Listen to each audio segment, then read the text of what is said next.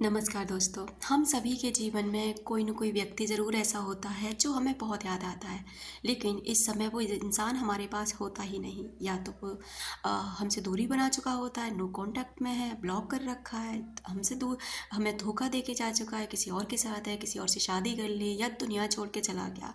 कोई भी वजह हो सकती है, लेकिन कहने का मतलब ये है कि वो हमारी लाइफ में फ़िलहाल नहीं है, लेकिन हमें उसे भूल नहीं पाते। क्यों नहीं भूल पाते? इसका रीज़न क्या है? आखिर में हम ऐसा पूरा प्रयास करते हैं उसे भूलने का, लेकिन नहीं भूल पाते हैं। क्यों? देखिए, ये अगर आपके भी ये सवाल हैं, आपके साथ ही कुछ ऐसा हुआ है कि आपने उस व्यक्ति को भर-भर के प्यार दिया, अपना समय दिया, पैसा दिया, सब कुछ उसको दिया, अपना जीवन उसके नाम कर दिया, लेकिन अंततः ऐसा हुआ कि वो इंसान आपको छोड़ के चला गया। आपके प्यार से बोर हो गया, आपसे बोर हो गया, आपको धोखा दे के चला गया। कोई भी सिचुएशन हो सकती है, लेकिन आपकी लाइफ में वो नहीं है। तो ये वीडियो ना उसी के ऊपर है, आपको प्रॉपर समझाने का भी काम करेगी और आपको वहाँ से निकलने में भी आपकी मदद करेगी। क्योंकि मैं दिल से चाहती हूँ डियर कि जो भी मेरे यूट्यूब फैमिली से जुड़े हैं, जो भी मुझे सब्सक्राइब करें, जो भी मुझसे जुड़े हैं, उन्हें कुछ ऐसा मेरे चैनल से ज़रूर मिले जो कुछ सीख कर जाएँ, उनकी ज़िंदगी बदले, वो बदलें और अपनी लाइफ में वो आगे बढ़ सकें।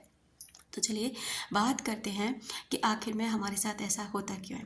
देखिए, सबसे बड़ी बात ये है, पहली बात ये होती है कि कोई एक ही इंसान हमारी लाइफ से, जैसे आते तो हमारी लाइफ में बहुत से लोग हैं, लेकिन एक ही इंसान ऐसा होता है जो हमारे दिल दिमाग पर छा जाता है। क्यों होता है ऐसा? पहली बात, पहले तो हम ये समझेंगे कि हम अपनी लाइफ में एक लाइफ जर्नी, हमारी एक यात्रा है। हम ये जो जीवन में जो आए हैं, हर इंसान का एक मोटिव है, हर इंसान का एक मकसद है इस ज़िंदगी में आने का। यहाँ पे भगवान ने किसी भी चीज़ को बिना मतलब के नहीं भेजा है। अकारण कुछ भी नहीं है, हर चीज़ का कारण है। कोई इंसान मोटिवेशनल गुरु बनेगा, कोई संत बनेगा, कोई प्रधानमंत्री, कोई राष्ट्रपति, हर किसी का चुनाव पहले से तय है कि उसे क्या बनना है, किन किन परिस्थितियों को झेलते हुए उस इंसान को क्या बनना है।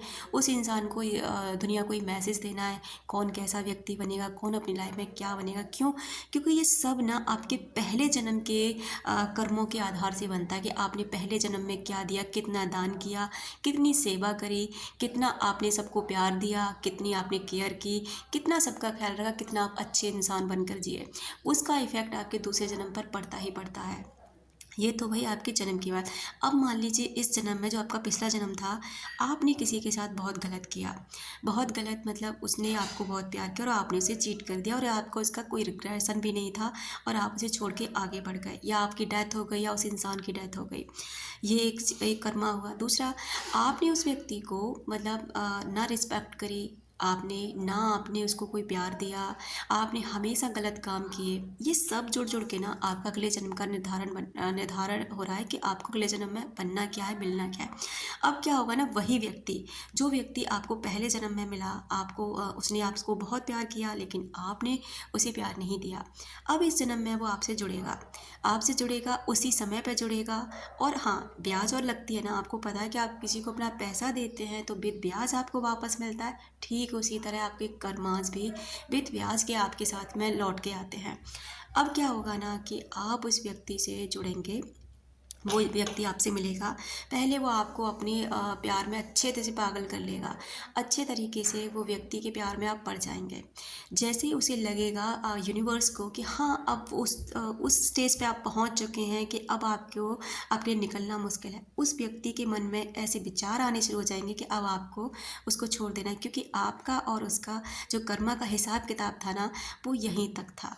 अब वो इंसान आपसे दूरी बना लेगा, आप में इंटरेस्ट नहीं दिखाएगा, किसी और से शादी कर लेगा, धोखा दे जाएगा। यानी कि कोई भी समस्या ऐसी हो सकती है जो कि आपको छुड़वाने पर मजबूर करेगी उस इंसान को। अब आपके साथ क्या होगा? आप डिप्रेशन में जाएंगे, एंजाइटी में जाएंगे, आप अपनी लाइफ पर्पस भूल जाएंगे, आप परेशान हो रहने लगेंगे, रोएंगे, तड़पेंगे।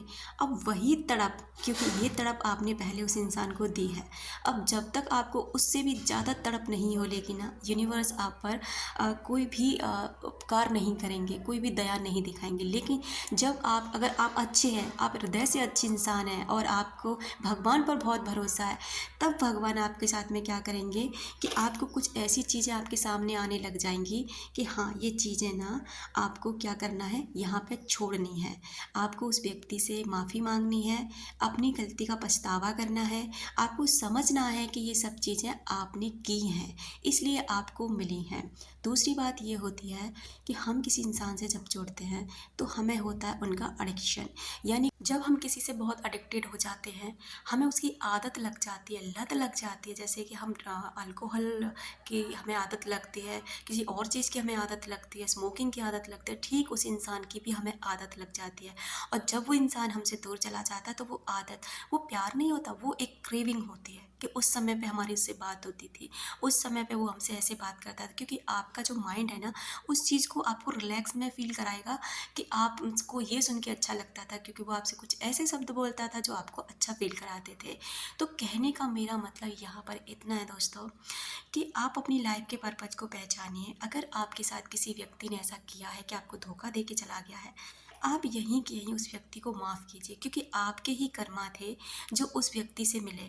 और अगर आप चाहते हैं ना वही व्यक्ति आपके पास लौट कर आए, अगर आपने उसे माफ़ नहीं किया, अगर आपने उसको यहीं पर ये रियलाइज़ नहीं किया कि ये सब आपका ही किया धरा है, तो आप, ये आपकी जो जन्मों का खेल चल रहा है ना, ये कभी ख़त्म नहीं होगा।